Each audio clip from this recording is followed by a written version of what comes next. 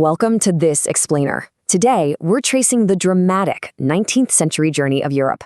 We're talking about a complete transformation, from a messy patchwork of absolute monarchies straight into the modern nation-states we actually recognize today. It's a massive, continent-spanning story packed with radical ideas, brutal conflicts, and ever-shifting powers. But how exactly did a utopian dream of unity trigger the First World War? Let's dive right into this fascinating paradox. We're going to uncover how a genuinely beautiful idea, the dream that people should rule themselves, ultimately ignited a massive global conflict. It really is a wild journey of how ideals change when they finally crash into reality. Here's our roadmap for the explainer. We'll track this through 6 key stages. First, the dream of nations, then the Napoleonic catalyst, the rise of the middle class, an age of revolutions, the forging of Germany and Italy, and finally, the shift from nationalism to empire. Kicking things off with Section 1, the dream of nations, focusing on Frederick Sorrio's 1848 vision. Sorrio visualized the ultimate utopian dream, a world of democratic and social republics. Imagine people of literally all ages and all social classes marching together. They're leaving behind the shattered, broken remains of absolute monarchies and moving towards statues of liberty and unity. It's a vision of a world united not by kings and heavy crowns, but by shared, undeniable freedom. Now, to understand where that 1848 dream actually came from, we gotta rewind a bit to 1789. The French Revolution gave us the very first crystal-clear expression of this idea of a nation. Instead of just blindly being loyal to a monarch, the revolution introduced these incredibly powerful new concepts, la patrie, or the fatherland, and le citoyen, the citizen. This completely redefined society from the ground up, shifting the entire focus to a united community enjoying totally equal rights under a constitution. But how do you practically forge that kind of unity? Well, the revolutionaries knew they needed massive systemic change, so they actively set out to erase regional differences to create one cohesive French identity. The old royal standard? Gone, replaced by a brand new tricolor flag. They built this highly centralized administrative system to treat absolutely everyone equally under the law. And perhaps most importantly, they actively discouraged regional dialects, pushing French to become the singular, common language for everybody. They were quite literally building a nation from scratch. Moving on to Section 2, the Napoleonic catalyst, and specifically the Civil Code of 1804. Now enter Napoleon Bonaparte, who is just a fascinating historical paradox. On one hand, he was literally the destroyer of democracy. He absolutely dismantled the Republic and re-established autocratic rule right back in France. But on the other hand, he was this pioneer of efficiency, because as he conquered Europe, he actively introduced these revolutionary administrative principles to the territories he controlled.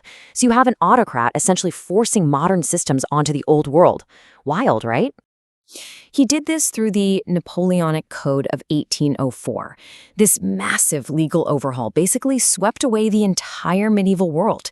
It abolished all privileges based on birth, firmly established the right to private property, and simplified incredibly complex, messy administrative divisions.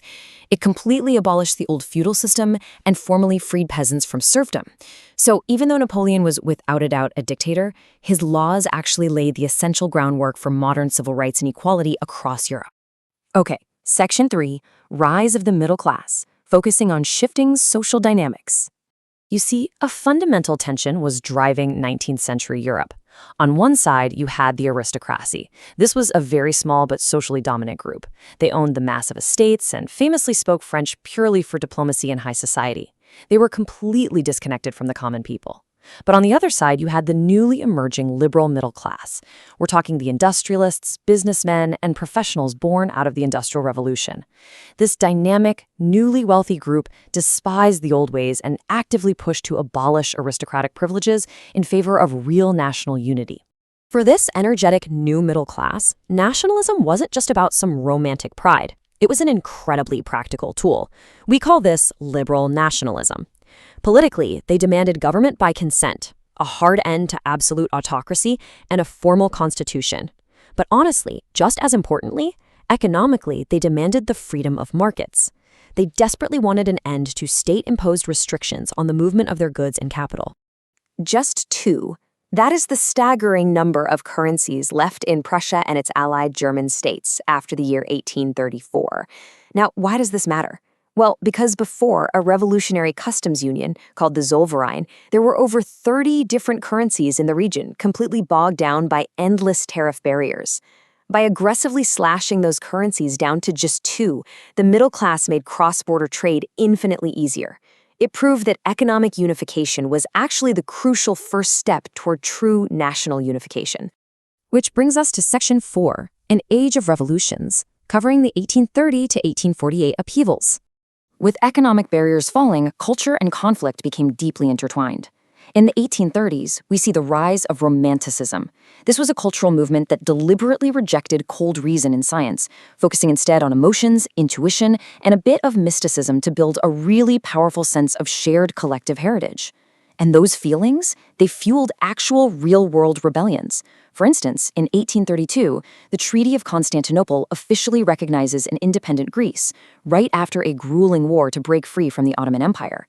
And by 1848, this nationalist fervor just absolutely explodes into widespread revolutions, challenging the conservative order across the entire continent. Moving to Section 5, Forging Germany and Italy, the birth of new nations. Now, unlike those earlier Romantic rebellions, Germany was absolutely not unified by peaceful democratic votes or protests from the liberal middle class. It was unified by a man named Otto von Bismarck. And his policy was famously summarized in just 3 words: blood and iron. This meant a deeply aggressive, highly calculated military strategy.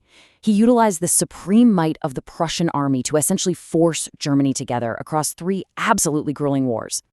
The result of this iron-fisted strategy, absolute triumph for Prussia. In 1871, following these really decisive military victories, William I was officially proclaimed the German emperor.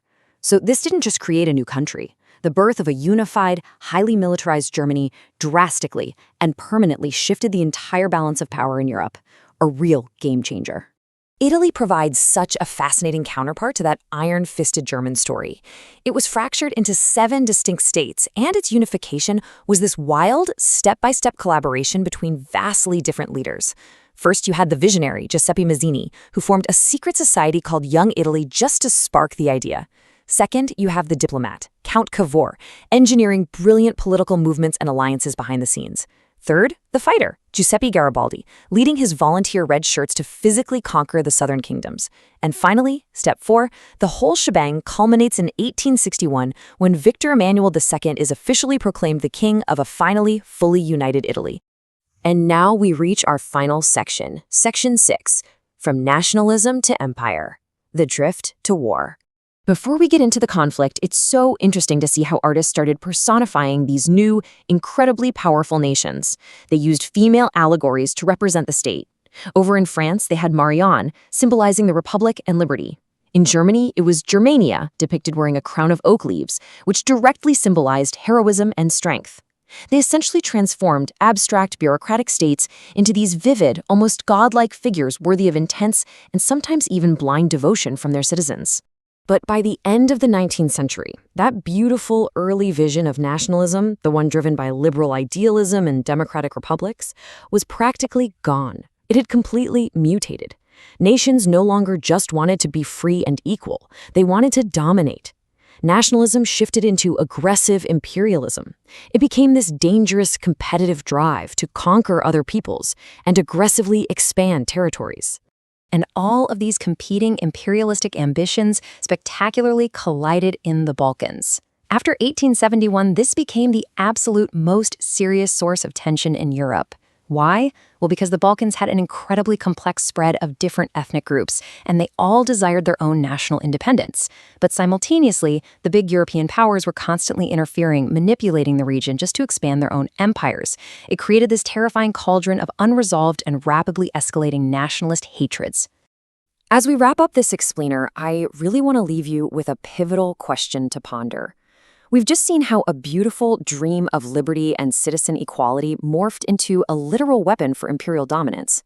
So knowing this, how did those highly localized nationalistic tensions in the Balkans act as the perfect spark to make the catastrophic explosion of the First World War entirely inevitable?